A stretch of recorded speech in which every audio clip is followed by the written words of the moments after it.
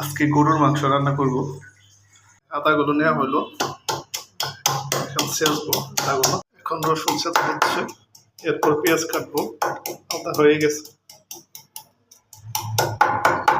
বন্ধুরা, আজকে গরুর মাংস রান্না করব। তো লাইফের ফার্স্ট মাংসগুলো ছোট করে নিয়েছি। দেখা যাক কি হয়। যে কাঁচামরিচ, পেঁয়াজ, আদা, রসুন এগুলো ছেঁচবো। কিছু আছে এই আদা রসুন আর পেঁয়াজগুলি কেটে রান্নার জন্য তৈরি করব। ভাত রান্না হয়েছে, এখন তরকারির পালা। ঠিক আছে, আপনারা থাকুন। গরুর মাংস রান্নার জন্য মাংস রেডি, মশলা রেডি, মশলাগুলো এবং এই যে চোলা রেডি। এখন এটার মধ্যে মরিচের লঙ্কা এবং হলুদের লঙ্কা মিশানো হয়েছে। হালকা একটু তেল নেব, এই মাংসের মধ্যে হালকা তেল নেব লাগানোর জন্য। যে যে রান্নাই করেন, আপনার রুচির উপরে ডিপেন্ড করবে যে আপনি কি করতে চাচ্ছেন বা কি করবেন। তো আমি তেল, হলুদের গুঁড়ো, মরিচের গুঁড়ো মিশাই দিয়েছি হাফ কেজি। এই যে মশলা রেডি, তেল রেডি, চুলা রেডি। দেখতে থাকুন। দেখুন, তেল দিয়ে নিতে হবে। এটার মধ্যে আর কি বেগুন ভাজি করছিলাম, তো এই তেলটা ফালাই নেই, একটু তেল নিয়ে নিলাম বেশি করে। আর তেলটা একটু বেশি দেবো।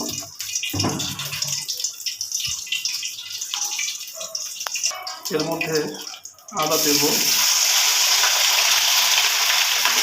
রসুন পরিমাণ মতন আছে, পেঁয়াজ। প্রথমত সব তেল এবং সব কিছু আলু কষাচ্ছি, টাইম নিতেছি। যেরকমই হোক সব কিছু দিচ্ছি মশলা। এরপরে দেবো মাংসটা আগে কষাবো, এরপরেই মাংস দেবো এই জায়গায়। এর মধ্যে মাংসগুলো ছেড়ে দিতেছি।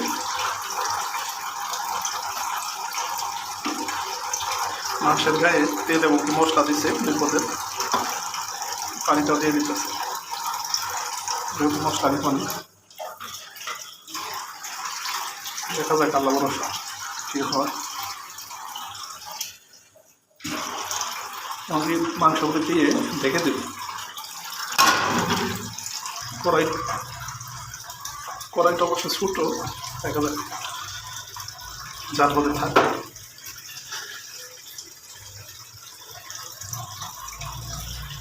ঢেকে দেবো। এরপরে কড়াইটা অবশ্য ছোটো, মাংসগুলো ছেড়ে দিচ্ছি এবং ঢাইকে দিই। দেখা যায় অনেকক্ষণ ঢাকা থাকে। পরবর্তীতে দেখা যাক, প্রায় 30-40 মিনিট আগে মাংসটা বসিয়েছিলাম জালে।